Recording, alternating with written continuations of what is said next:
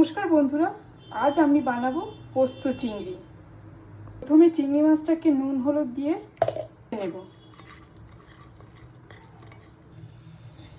আর গ্যাসে কড়াই বসিয়ে গ্যাস জ্বালিয়ে দিচ্ছি, তেল দিয়ে দেবো।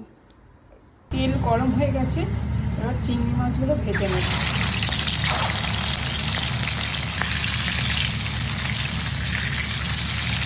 কড়া করে ভাজবো না, এবার তুলে নেবো। হয়ে গেছে, তুলে নেব।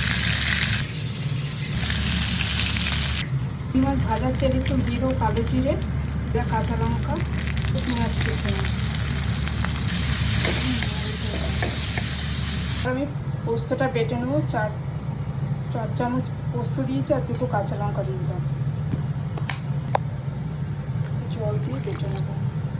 পোস্ত বাটা হয়ে গেছে, দিয়ে দেবো নুন। ভাজা ভাজা হয়ে গেছে, এবার টমেটোটা দিয়ে দেবো। ভালো করে নুন দিতে দেবো। দেবো হলুদ গুঁড়ো, অল্প কাশ্মীরি লঙ্কা দেবো, চিনি দিয়ে দেবো। পোস্ত বাটাটা ভালো করে নাড়াচাড়া করে নেবো। দিয়ে দেবো পোস্ত বাটার জলটাও দিয়ে দেবো। ভালো করে মশলাটাকে মিশিয়ে দেবো। একটু জল দিয়ে দেবো।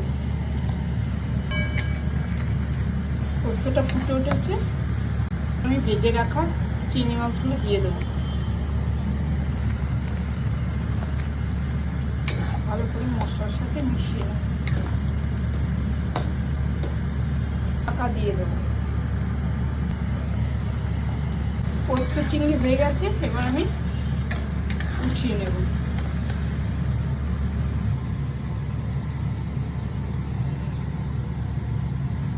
দুটো চেরা কাঁচা লঙ্কা, একটু তেল দিয়ে দিচ্ছি।